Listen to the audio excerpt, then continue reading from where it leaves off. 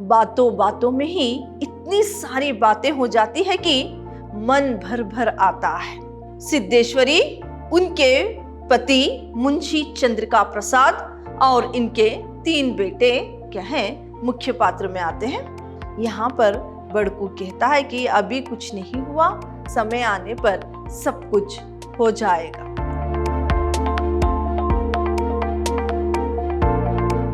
प्रणाम, मैं Rihanna yes, अति उत्तम विद्याश्रम की हिंदी प्रवक्ता। मेरे प्रिय विद्यार्थियों, आज मैं आपको साहित्य वैभव से जो आपके लिए अपठित भाग है, यानी जो आपके कहानियां भाग है, उसकी जो अंतिम कहानी है, यानी 6वीं कहानी है, दोपहर का भोजन, इस कहानी के बारे में आज मैं आपको जानकारी दूंगी। पहले तो मैं आपको इस कहानी के जो कहानीकार हैं अमरकांत, उनके बारे में जानकारी दूंगी।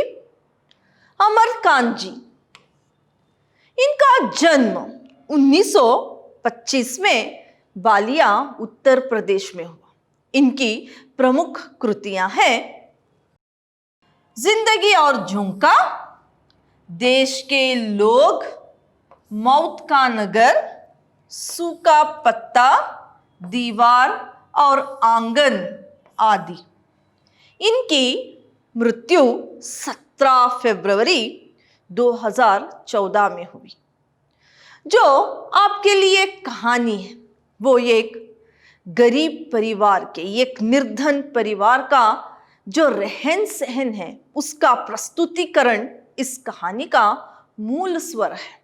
ये गरीब परिवार का खर्च चलाना और उनको भोजन तक का नसीब न होना प्रस्तुत कहानी में प्रस्तुत है।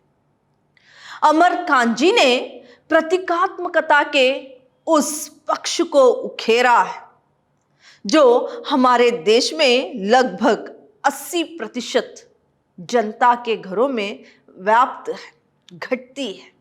बातों बातों में ही इतनी सारी बातें होती है कि मन भर जाता है। इस कहानी का अंत भी अत्यंत मार्मिक है। मध्यवर्गीय परिवार के संघर्षमय जीवन से विद्यार्थियों को अवगत कराने हेतु इस पाठ का चयन किया गया है। पहले तो मैं आपको इस पाठ में आए हुए पात्रों के बारे में जानकारी दूंगी। सिद्धेश्वरी इस कहानी का मुख्य पात्र है। इनके पति मुंशी चंद्रिका प्रसाद, जिनकी उम्र 45 साल है, लेकिन दिखते 50 या 55 के। इनके 3 लड़के हैं, 3 बेटे हैं। पहला बेटा रामचंद्र, जो बड़कू के नाम से जाना जाता है, जिसकी उम्र 21 वर्ष की है। इनका मंझला बेटा यानी दूसरा बेटा मोहन, जिसकी उम्र 18 वर्ष की, और सबसे जो छोटा बेटा था वो है प्रमोद, जिसकी उम्र 6 वर्ष की है। तो इस कहानी में सिद्धेश्वरी, उनके पति मुंशी चंद्रिका प्रसाद और इनके 3 बेटे क्या हैं, मुख्य पात्र में आते हैं। आपको कहानी इस प्रकार शुरू होती है। सिद्धेश्वरी चूल्हे पर कुछ पकाकर क्या है, अभी वो कुछ खाना बनाकर बाहर आई है और अपने दोनों पैरों पर अपना मुंह रखकर सर को झुकाते हुए उंगलियों को देख रही है, अपने पैरों की उंगलियों को देख रही है। शायद ही वो नीचे चलती हुई चींटियां को देख रही है। चींटियों को देखते हुए क्या है, अचानक से उसे ऐसे लगता है कि उसे प्यास लगी है। वो उठती है और हड़बड़ाकर क्या है, घड़े से, गागर से 1 गिलास पानी लेकर गटागट चढ़ा लेती है। वो बहुत भूखी थी। भूख की वजह से जो खाली उसका पेट था कि वो जब वो पानी पीती है तो पानी क्या है, कलेजे से लग जाता है। और सिद्धेश्वरी हैरान करते हुए दर्द से नीचे लेट जाती है। कुछ आधे घंटे अपने आप को संभालती है, फिर क्या है उठकर बैठ जाती है। वो इधर उधर देखने लगती है। साहस उसकी नजर अपने छोटे लड़के प्रमोद पर पड़ती है। प्रमोद जो इसका छोटा लड़का था, 6 वर्ष का, जो अर्ध कठोले यानी टूटी फूटी चारपाई पर सोया हुआ था और क्या है वो नंगा सोया हुआ था। उसके गर्दन और फसलियों की हड्डी तक नजर आ रही थी। उसके हाथ और पैर सूखी कंकड़ियों की तरह बासी और निर्जीव हो गई थी और कांतिहीन हो गई थी, निर्जीव सी पड़ी हुई थी। उसका पेट हांडी की तरह फूला हुआ था। मुख खोले क्या है वो सोया हुआ था।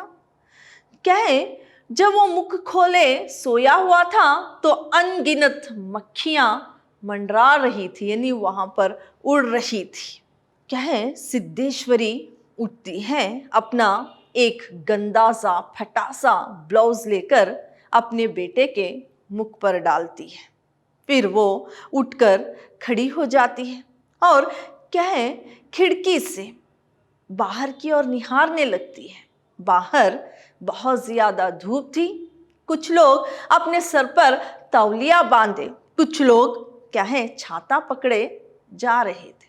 इसको देखने लगती है। कुछ 10-15 मिनट तक बाहर वो देखने लगती है। इसके बाद वहां पर रास्ते पर उसे नजर आता है कि इसका बड़ा बेटा रामचंद धीरे धीरे चलकर घर की ओर आगे बढ़ रहा था।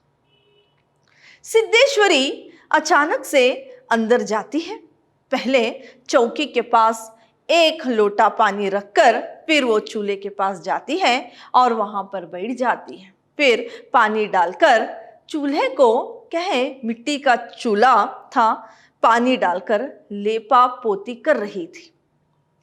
तभी भयभीत हिरनी की तरह उसकी आंखें उसके बेटे के ओर जाती है। रामचंद तभी अंदर आया और उसने क्या है जो चौकी थी उस पर लेट जाता है। चौकी पर जब वो लेट जाता है तो 10-15 मिनट तक माँ उसे देखती है कि वो कुछ बातें भी नहीं कर रहा है, ऐसे ही लेटा हुआ है, तो वो घबरा जाती है। फिर अपने बेटे के पास आती है और नाक के पास हाथ रखकर देखती है कि उसकी सांसें चल रही है या नहीं। उसकी सांसें चल रही थी और क्या है फिर माथे पर हाथ रखती है कि उसे बुखार तो नहीं है। तो रामचंद्र को बुखार भी नहीं था। अपनी मां के हाथों के स्पर्श से रामचंद्र उठकर बैठ जाता है। फिर बोलता है कि मिनी, जब वो बैठ जाता है तो क्या है सिद्धेश्वरी उससे पूछती है कि क्या मैं खाना लेकर आऊं। तो ये उठते उठते ही पूछता है कि क्या पिताजी खा चुके। और सिद्धेश्वरी अंदर जाते हुए ही उत्तर देती है कि नहीं, वो अभी आते ही होंगे। रामचंद क्या है उस जो चौकी के पास सिद्धेश्वरी ने पानी रखा था उस पानी से हाथ पैर धोकर आकर बैठ जाता है और अपनी मां की ओर दार्शनिक नजरों से देखने लगता है। फिर रामचंद बीड़े पर बैठ गया। मां खाने की थाली उसके सामने रखती है और उस थाली में 2 रोटियां और दाल, कटोरा भर दाल और कुछ सब्जियां थी, कुछ सब्जी थी। फिर क्या है जैसे वो खाने पर बैठता है, बैठने के बाद माँ उसे पंखा हिलाती है। रामचंद की उम्र 21 साल की थी। वो गोरा सा पतला सा एक नौजवान था और वो क्या है इंटर की परीक्षा उत्तीर्ण कर चुका था। अब एक दैनिक समाचार पत्र में प्रूफ रीडिंग का काम कर रहा था। तो माँ उसे पंखा हिला रही है और डरते डरते अपने बेटे से पूछती है कि क्या कुछ हुआ? तो यहाँ पर बड़कू कहता है कि अभी कुछ नहीं हुआ, समय आने पर सब कुछ हो जाएगा। फिर रामचंद्र जैसे ही रोटी का टुकड़ा मुंह में रखता है, फिर अपने भाई क्या है मोहन को पूछता है। मोहन कहाँ है? जब ये पूछता है तो मोहन सिद्धेश्वरी का छोटा लड़का था। वो इसी साल हाई स्कूल की परीक्षा प्राइवेट में देने वाला था। अब जब रामचंद्र ने अपने भाई के बारे में पूछा तो सिद्धेश्वरी ने झूठी यानी उसकी सच कहने की तबीयत नहीं होती, वो झूठी कहती है कि हाँ वो अभी क्या है अपने मित्र के यहाँ पढ़ने के लिए गया है। सारा दिन उसे उसका मन पढ़ाई में ही लगा रहता है। असल में यहाँ पर सिद्धेश्वरी को पता भी नहीं था कि उसका लड़का कहाँ गया है, लेकिन झूठ वो अपने बेटे से कहती है, बड़े बेटे से, कि वो पढ़ाई के लिए अपने मित्र के पास गया है। और वो कहती है कि वो सारा दिन उसका मन पढ़ाई में ही लगा रहता है। इस तरह से कहती है। माँ अपने बेटे को पंखा हिला रही है और सिद्धेश्वरी डरते डरते अपने बेटे से पूछती है कि कुछ हुआ? तो अब यहाँ पर रामचंद्र अपनी भावहीन आंखों से माँ की ओर देखता है और कहता है कि अभी कुछ नहीं हुआ, समय आने पर सब ठीक हो जाएगा। फिर सिद्धेश्वरी चुप रही। बाहर से क्या है बैलगाड़ियों की आवाज और कुछ आवाजें बाहर से आ रही थी। धूप बहुत ज्यादा तेज ही थी और चारपाई पर इसका जो बेटा सोया हुआ था उसकी सांस लेने की खुर खुर की आवाजें भी आ रही थी। तो यहाँ पर रामचंद्र ने चुप्पी तोड़ते हुए अपनी माँ से पूछता है कि प्रमोद खा चुका? तो सिद्धेश्वरी फिर से उसे झूठ बोलती है कि हाँ वो खा चुका।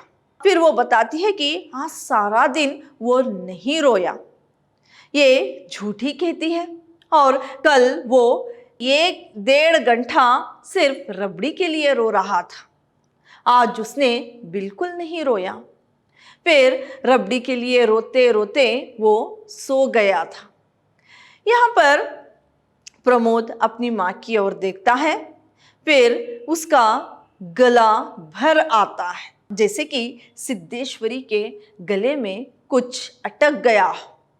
वो आगे कुछ कह नहीं पाती। फिर रामचंद्र ने सिद्धेश्वरी के ओर देखा, फिर तेजी से खाने लगा। अब जो भोजन कर रहा था उस थाल में एक ही टुकड़ा बचा हुआ था। सिद्धेश्वरी ने अपने बेटे से कहा कि और रोटी लेकर आओ।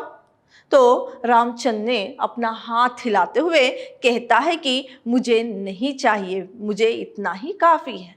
लेकिन माँ ने जिद से फिर से कहा कि आधी रोटी तो लेकर आती हूँ। लेकिन सिद्धेश्वरी की ये बात सुनकर रामचंद्र उसे कहता है कि पहले ही पेट भर चुका है, क्या तुम ज्यादा खिलाकर मुझे बीमार डलवाने वाली हो? इस तरह से कहते हुए अपनी माँ को रोकता है।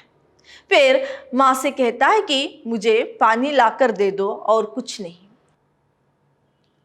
फिर रामचंद्र थाली में रहे उस टुकड़े की ओर इस प्रकार देखता है जैसे कि भर पेट खाने के बाद पान को खाया जाता है। इस तरह से अपने मुंह में उस रोटी के टुकड़े को रखता है। फिर रामचंद्र दार्शनिक नजरों से उस थाल में जो अंतिम रोटी का टुकड़ा बचा हुआ था उसको देखता है। फिर वो क्या है उस टुकड़े को अपने मुंह में रख लेता है। फिर क्या है यहाँ पर हम देख सकते हैं कि ये एक निर्धन परिवार जिसके यहाँ क्या है भोजन तक ठीक से पेट भर नसीब नहीं होता, लेकिन यहाँ पर रामचंद्र खाने से पहले अपने पिताजी को पूछता है फिर अपने दो भाइयों के बारे में भी पूछता है कि उन्होंने खाना खाया है या नहीं। यहाँ पर हम देख सकते हैं एक निर्धन परिवार जितना खाना, जितना भोजन है उसी में बांट कर खाने की एक क्या है उनमें एक चेष्टा है। इन्हीं जितना भोजन था वो सभी के लिए काफ़ी हो जाए, एक दूसरे का ख्याल रखते हुए ही इस कहानी में, जैसे कि रामचंद्र ने 2 रोटियों के बाद उसकी माँ जिद करने के बावजूद भी फिर एक रोटी क्या है लेने के लिए तैयार नहीं होता। आधा पेट खाने के बावजूद भी वो कहता है कि क्या ज़्यादा खिलाकर मुझे बीमार करने वाली हो। तो इस कहानी में हम देख सकते हैं कि भरपेट भोजन तो नहीं है इस परिवार में, लेकिन प्रेम जो है, प्रेम इस कहानी में ये एक दूसरे के प्रति ज़्यादा है। इसीलिए तो उसने अपनी माँ से पूछा कि पिताजी खा चुके हैं और प्रमोद खा चुका। इस तरह से वो अपने भाइयों के बारे में भी पूछता है। तो इस कहानी में रामचंद्र का इतना ही पात्र था। आगे की कहानी क्या होगी, इस कहानी में आगे क्या होगा, इसकी जानकारी मैं अगली कक्षा में आपको दूंगी। धन्यवाद।